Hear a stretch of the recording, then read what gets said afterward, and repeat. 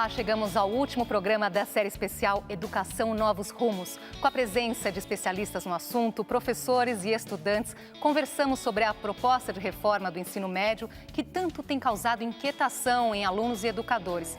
O que esperar do futuro da educação no Brasil?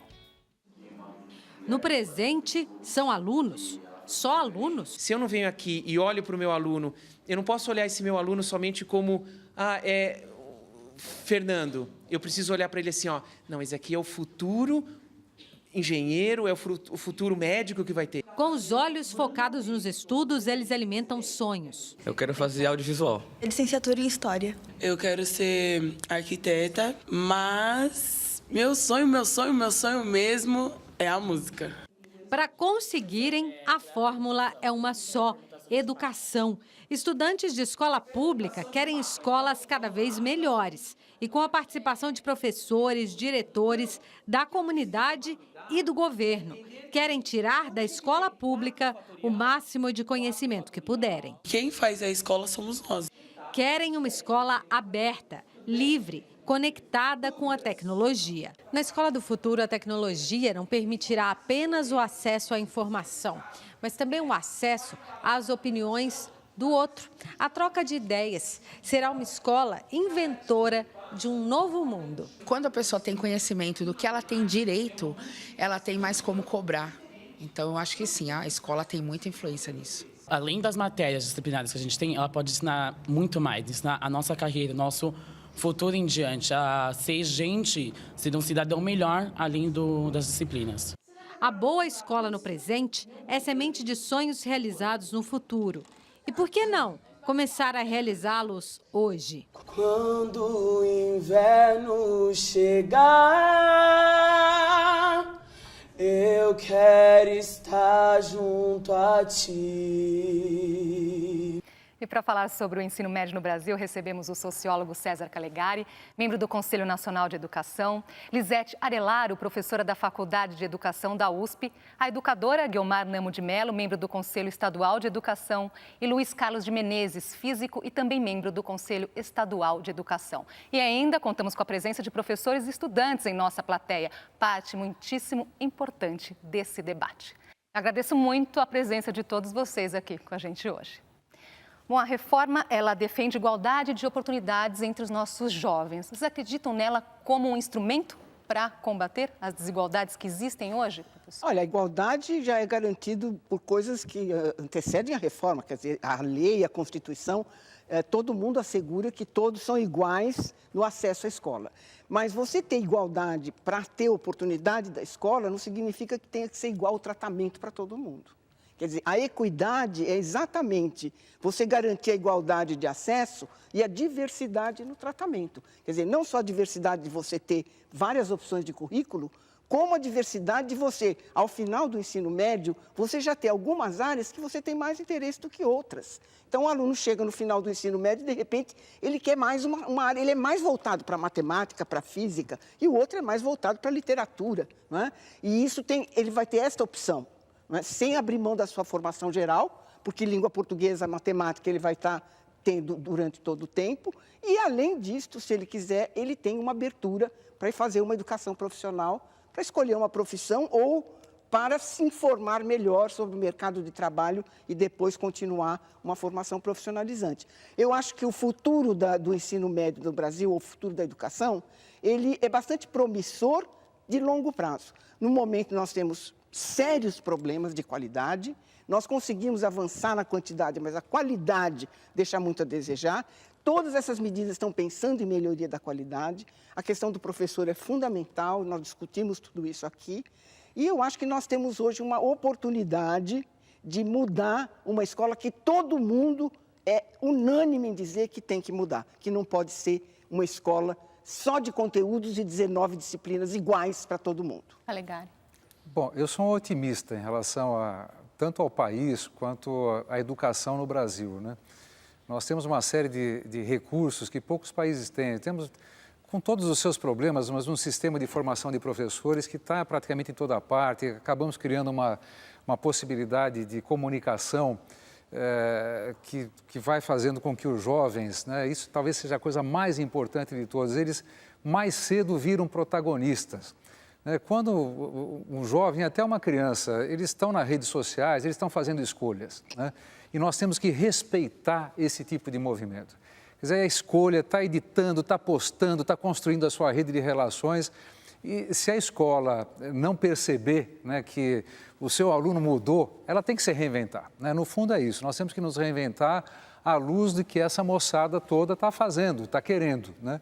Então, ouvir, né, e prestar bastante atenção no movimento dessa juventude, que é uma juventude global, ela é muito importante. Agora, a função da escola também passou a mudar, né? Ela não pode ser mais uma escola que apenas transmite informações, e ela está posta como uma escola que orienta, né, para que os nossos estudantes todos eles sejam criadores do seu próprio mundo, de uma maneira crítica, responsável. Então, eu vejo que nós temos possibilidades grandes, agora com riscos, né? Nós não podemos entender momentos de crise como nós estamos passando. É uma crise muito mais complexa do que uma crise apenas financeira ou econômica. É uma crise de valores, é uma crise política e tudo mais.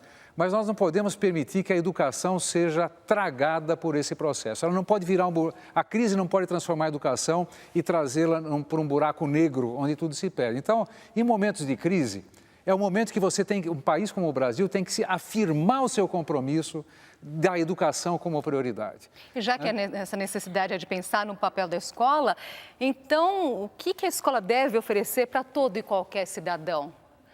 O jovem deve sair da escola sabendo o quê? Independente aí da questão de um interesse por uma área ou outra. Isso. O que ela deve ensinar a todos, professor? A escola tem que ser instigante, significativa, dialogal.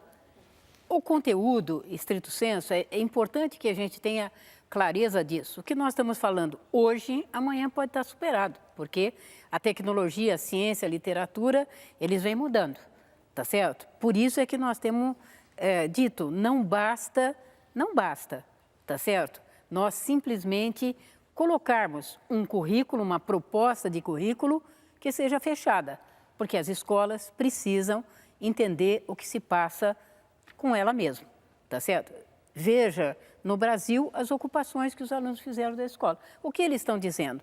Queridos professores, queridos gestores, queremos uma nova escola, queremos mudar essa direção, tá certo? Por isso, qualquer proposta, na minha opinião, que pretenda engessar a escola, trazer uma fórmula única, hoje está defasada ao fracasso. Quando eu terminei o 4º ano primário, era 4 anos, você terminava, ganhava diploma do 4º ano primário.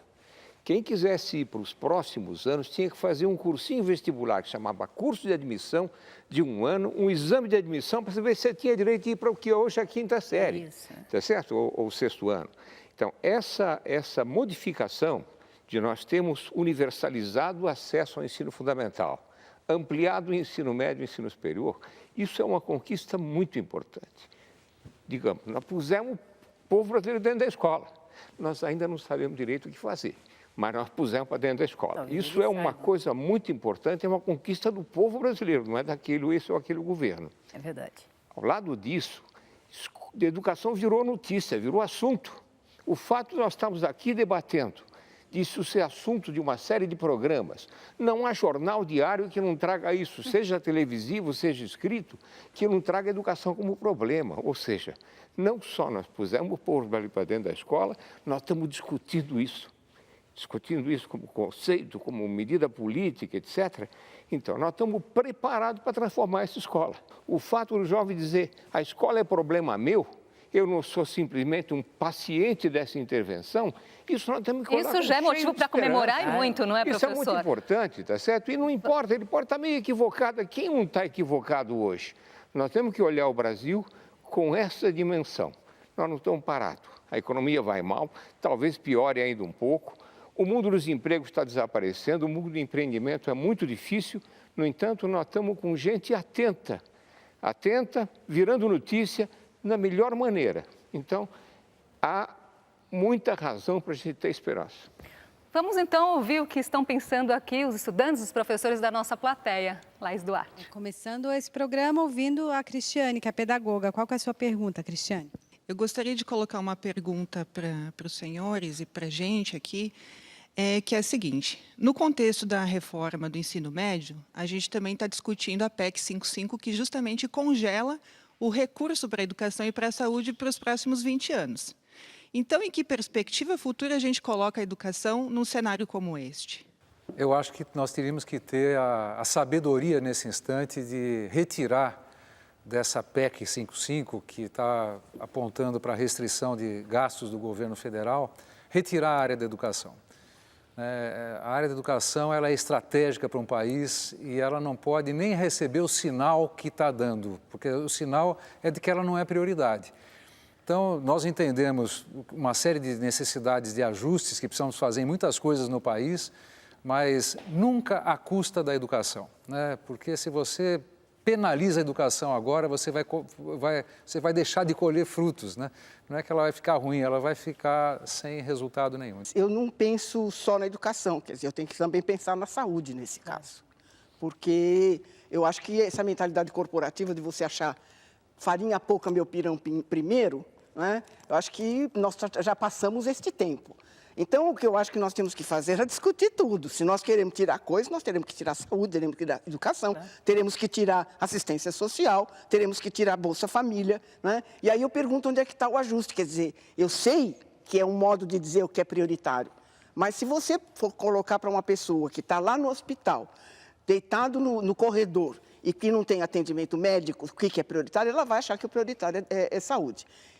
Eu acho que o problema do teto, ele não vai afetar tanto diretamente a educação. Você sabe disso, César? Não. 480 bilhões de reais. Não, mas ele vai afetar todas as áreas. Ele vai afetar todas as áreas. Esse é um ajuste que nós temos que fazer. Infelizmente, esse é um preço muito alto que nós estamos pagando. E nós não estamos pagando por causa de um erro de uma pessoa só, de um governo só. Nós estamos pagando por causa de mais de quase 10, 13 anos de desmandos que foram feitos, né? De economia criativa, de nova matriz econômica que não funcionou, de controlar preço onde não deveria controlar. Quer dizer, se nós vamos falar isso, nós temos que falar de tudo. Não vamos falar só farinha pouca, meu pirão primeiro. Eu jamais vou fazer uma coisa dessa. Eu não sou corporativo. Eu vou colocar aqui uma outra questão. Ao longo desses programas, nós discutimos muito o ensino médio. Mas dá para resolver o ensino médio sem olhar para o que vem antes, professora? Sobre a questão do ensino fundamental? Que olhar que deve ser esse também? Aproveitar para falar isso. Certamente não. Quer dizer, não existe ensino médio com problemas se aquilo que veio antes já não teve problema. Porque se antes tivesse tudo bem, obviamente, a consequência é que o ensino médio estaria ótimo, não é? Essa é uma questão. Nós vamos voltar à formação dos professores, as condições de funcionamento das escolas, as condições de trabalho que realmente as escolas hoje oferecem para poder dizer exatamente que o ensino médio é ele que está pagando o pato.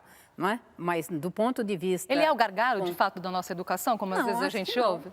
Acho que não. Acho que o gargalo da educação... O gargalo hoje está no 6º ano.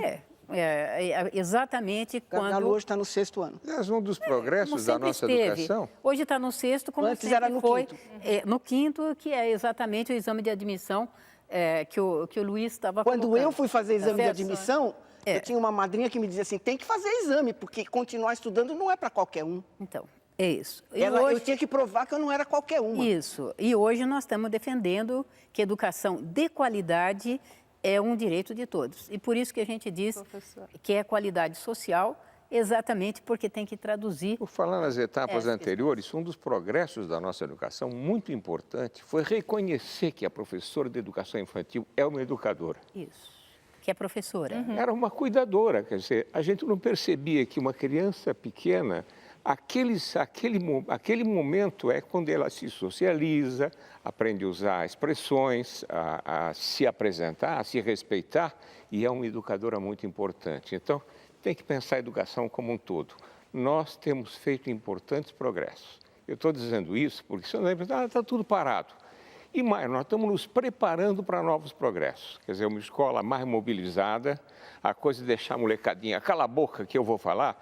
essa aula já está no passado. Nós já estamos com progressos importantes nesse sentido. São coisas sutis, mas são muito importantes. Nós percebemos um diálogo mais horizontal, mais não é, horizontal, professor? Mais gente metendo bronca e dizendo não é isso, eu quero diferente. Que bom. Sim. E nós precisamos formar professor com essa perspectiva. Esse é o nosso futuro. Vamos fazer uma pausinha aqui na nossa conversa e a gente volta já com a série Educação Novos Rumos. Até já.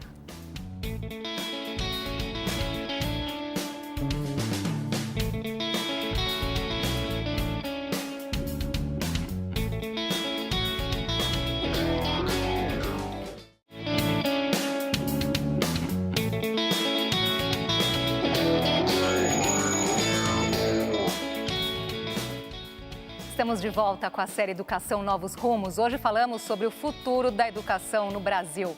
Com a gente o sociólogo César Calegari, membro do Conselho Nacional de Educação, Lisete Arelaro, professora da Faculdade de Educação da USP, a educadora Guiomar Namo de Mello, membro do Conselho Estadual de Educação, e Luiz Carlos de Menezes, físico e também membro do Conselho Estadual de Educação. E já que nós estamos aqui falando de futuro, vamos direto para a nossa plateia, que os jovens já estão pensando para frente, não é isso, Laís? Exatamente, porque o futuro já está batendo as portas dele. É o caso do Gustavo, que está no 2º ano do ensino médio. Então, uma pergunta para fazer para a gente. Qual é, Gustavo?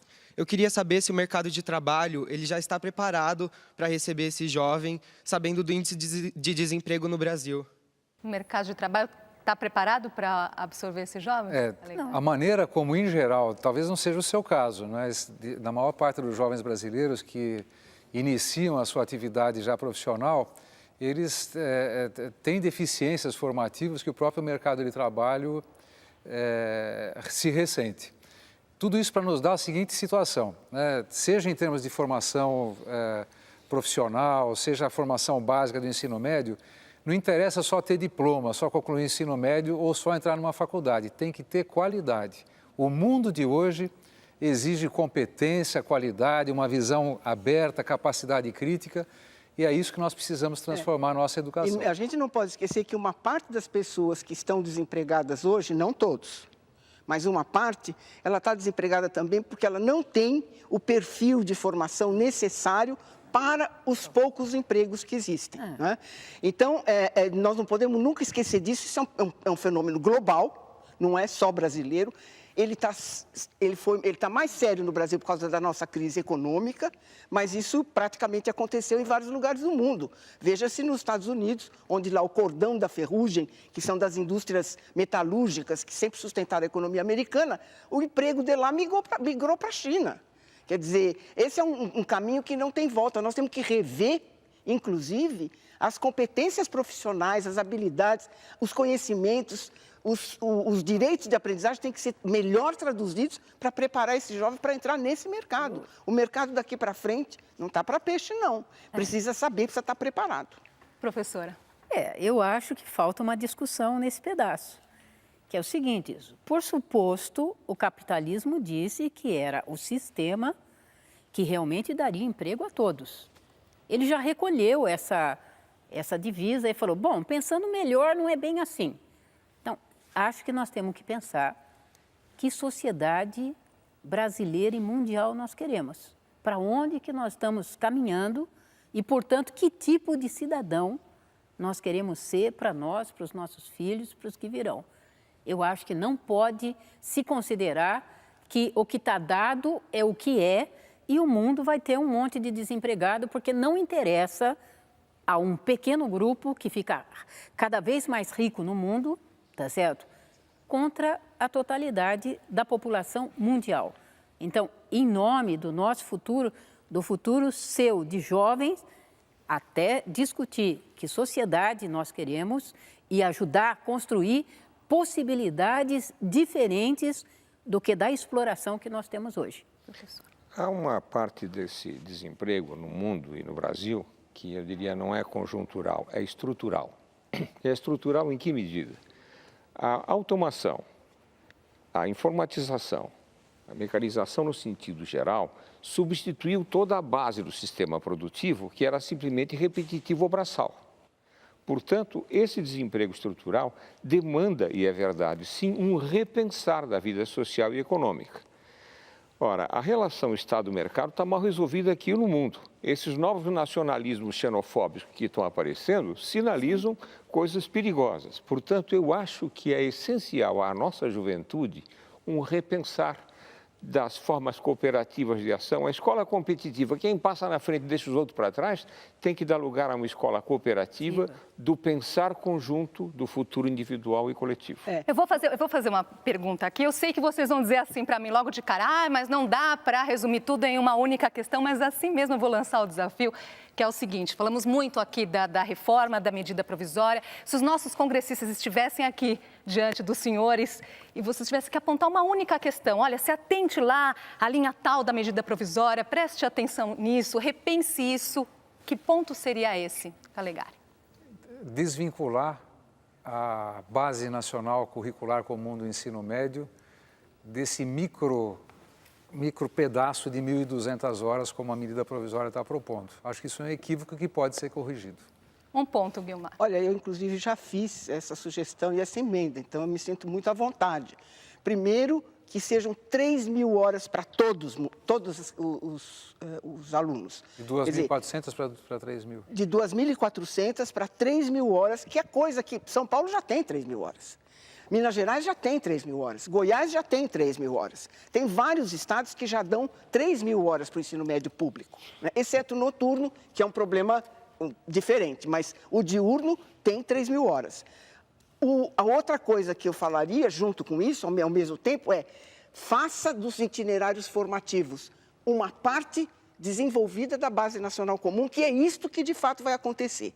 Eu pergunto aos alunos, você no terceiro ano, tem matéria que você gostaria de se aprofundar e outras que você não está interessado? É verdade, isso acontece com todo mundo.